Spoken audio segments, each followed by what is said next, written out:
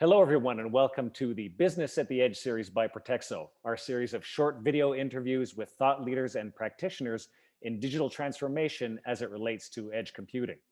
My name is Blaine Matthew, and I'm the CEO of Pratexo, the intelligent edge computing and distributed cloud platform. And that is the only ad for Pratexo you will hear today. But note that you can reach myself at any time by sending a note to blaine.matthew@pratexo.com, and I'll be more than happy to follow up. Our guest today is Frode Odegard, founder and CEO of the Post-Lean Institute. Frode, I will have you do a deeper introduction in just a second, but first I should let the audience know here that I first met you earlier this year and had the honor of recently moderating a session about edge computing as part of your Post-Industrial Summit series that's now wrapping up. I appreciate the opportunity to do that.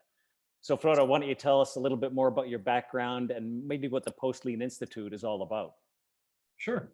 Yeah. So originally from Norway, which you can tell from my difficult looking name, sort of born into the tech industry, as a kid. So my parents had an industrial control company, and that was kind of my first exposure to what was edge computing, but not yet called edge computing. So in the first part of my career, I worked on programming language design and implementation, both from a standardization perspective and also from sort of a research perspective. And in my late 20s, early 30s, became more interested in sort of organizational design and product development systems in organizations. I spent a lot of time teaching organizations about product development, best practices, and not just the technical stuff, but the socio-technical stuff. How do you get people to work together and collaborate and all of this? And from 2004 to 14, roughly, I worked on, so I had a company called the Lean Systems Institute, and myself and a small group of equally crazy people, we worked on redesigning, helping people on a board C level redesign fairly large organizations with a lot of complexity, and developed a lot of methodology around that. And in 2014, I guess that was the year I had the big epiphany that the world's really changing in a big way, which I'm sure we'll talk about more. And I started focusing on the impact of decentralization on organizations, and sort of reinvented what I was doing, and that became the Post-Lean Institute, the mission of which is to develop a new management science for this post-industrial transition that we're in. So why do you call it a post-industrial transition? Aren't we still in the industrial age, or what does that mean? Well, there's been a lot of talk about what age are we in? Are we in the information age, or the age of AI and so on? And to really understand this, you have to dig into the history of all of this a little bit. And what the different ages are from an anthropological perspective. Sure. And so if you go back to up until 12,000 years ago, we were in what's called a Paleolithic, which is the old Stone Age. Lithic is Greek for stone. And humans were basically hunter-gatherers. We were very decentralized. We just roamed around and did the best we could to survive, hunt for food, and gather berries and plants and so on. But there was no organized work. There was no industry in that sense, except for a very small degree of tool production.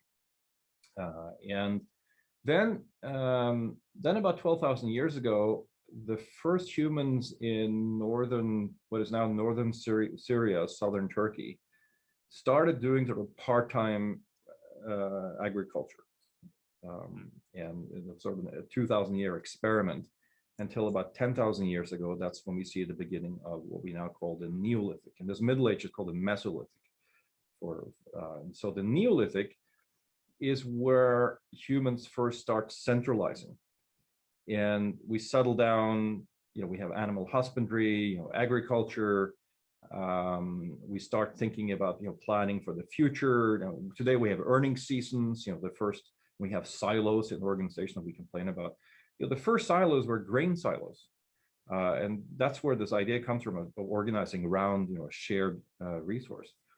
And then, about 53 or 5,300 years ago or so roughly, we have the beginning of what is now called the Bronze Age, where an innovation in building materials and mining and metals allowed us to build structures on a larger scale. And we see the formation of the first cities, and a lot of sort of the machinery that we see in governance and in organizations today, like writing, accounting, laws, lawyers, were also all invented. And so we were just centralizing more. And if we fast forward to the Industrial Revolution, and we see sort of the first modern companies being formed, you see people moving to factory towns. You have to move to where the work is, and so on. So we've been on this trajectory of, as we've increased our technological mastery, we've also increased the degree of centralization. So this continued up until we got the commercial internet and smartphones. And then it becomes possible to decouple people and assets from firms in a scalable way. So you get business models like that of Uber and Airbnb, and these are basically asset marketplaces and labor marketplaces, and so on. And this has huge implications for how we think about business and how we think about society. And all of this has been accelerated, of course, in the pandemic, which we can talk about more. But that's kind of the big change is when we switch from increasing centralization to increasing decentralization around that time. So that's 15 years ago or so. And even if people aren't being decoupled from firms, they're certainly being decoupled from location related to those firms. So you still have Google with tens of thousands of employees, but they're not all going into the Googleplex every day, right?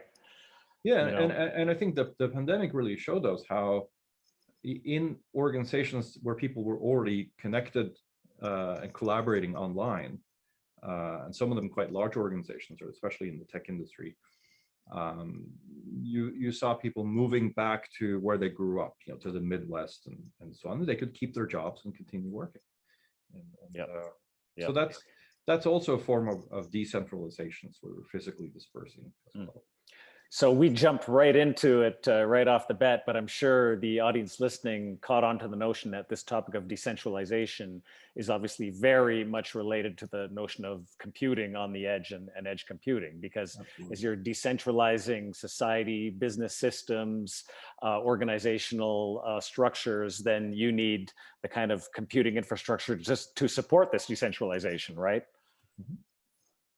Yeah, you absolutely do, because if enterprises decentralize, and if you want to deliver products and services where the action is, up at the edge in the field, you have to rethink what you're doing with IT in organizations. And IT has been, and the internet's been part of that. It's been on this trajectory of centralizing and moving things into the cloud and so on. Another problem is that the latency, even with improving bandwidth, the latency is just too long. So you got to move the resources to where the action is.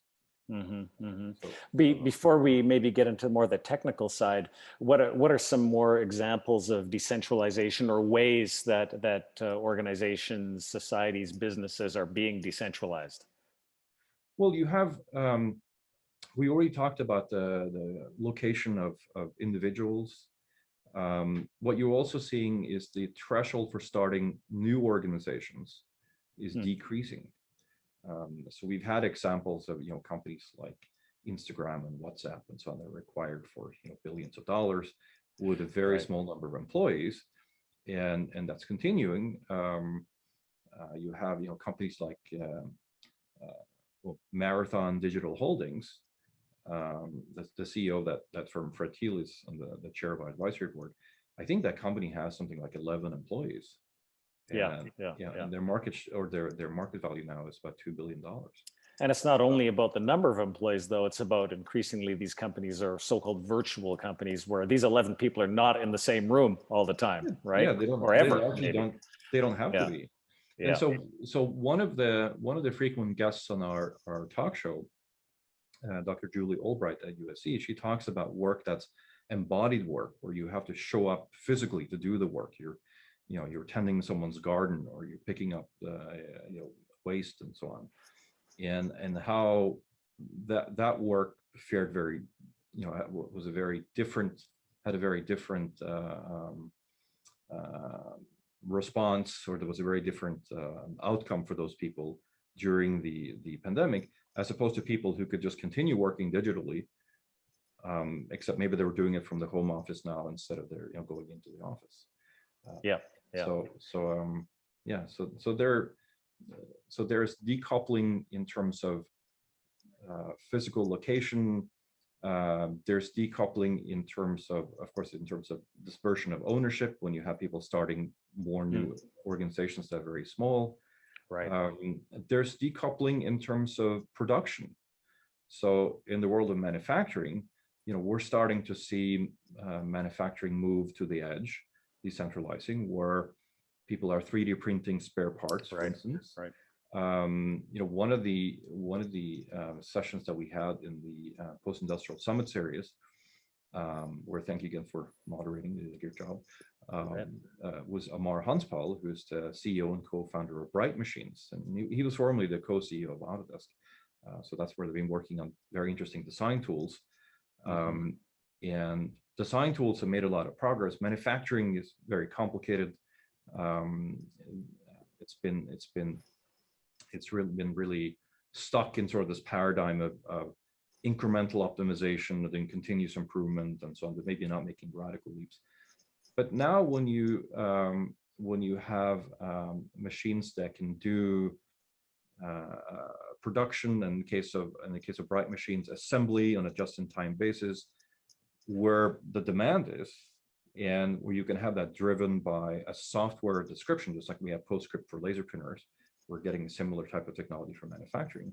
Yep. That enables moving manufacturing to the edge. So yeah, there's an endless number of examples. So with all this decentralization, these trends toward decentralization going on in business and in wider society, it seems to me like much of IT's response has almost been the opposite. Centralizing into central clouds. SaaS has been a driver of this software as a service to some degree. What do you think? What do you think the IT response has been in general, and is it moving in the right direction? Well, no, I think certainly there's an awareness on a technological level that IT, the deployment of IT resources has to become decentralized in order just to provide adequate response to customers who are in the field, at the edge and so on. I think the challenge in many ways is not so much a technological challenge, although there are technological challenges to make all this stuff work, which is why we have companies like Pratexo working on these things. But the biggest challenge maybe is organizational. So historically, as we've had large organizations become more scalable because of IT, and if you think back a few decades before IT, organizations the size of Google and Amazon just wouldn't have been possible. Right. The coordination cost with so many people is just too high. So what's happened very naturally is you've had specializations of competency and resource allocation. So you've had these organizational silos emerge, and those were there before, obviously before IT was invented. And so there's an IT silo, and it's very natural to start thinking about how do you do centralized governance of IT. And where'd you put all the IT experts, and where'd you put the IT budget? It's all going into the same place. So we have to start thinking about, IT as something that's baked into the organization, as opposed to a centralized area of competency and expertise. It's sort of like, you can compare it in a way to, you go back a few decades, the emergence of the quality movement. And so you have, VP of quality, and there's a quality silo, and they're doing continuous improvement, and, or any kind of excellence, right? Yeah. And so and in many ways, this, whatever your version of this department of excellence is, they're often the biggest impediment to actually achieving excellence, right? Because you want all this to be, organically baked into the organization. And so the centralization isn't just a matter of, where do you put the equipment and so on. It's also, is everyone in your organization actually savvy about this sort of stuff? Can they assemble solutions as much as possible on the grassroots level to make the organization respond to what you need to do? And edge computing is a means to making that practically possible. But if it's so difficult that only a few wizards, or centralized in the IT department can do this, and they have to manually configure anything and tweak everything, for ages until you get something you can deploy, also in a very centralized, top-down driven fashion, it's going to slow down the organization's ability to adapt and respond and exploit, not just respond to threats, but also respond to emerging opportunities. And since every industry is decentralizing, everything is moving more and more to the edge. That means that there's going to be more and more opportunities and more examples where your organization needs to be able to respond, at the edge, as long as you have a large organization, because of course the emerging future organizational landscape is networks of micro-organizations, where embedded computing is just taken for default as this is how we do IT, is everything is decentralized.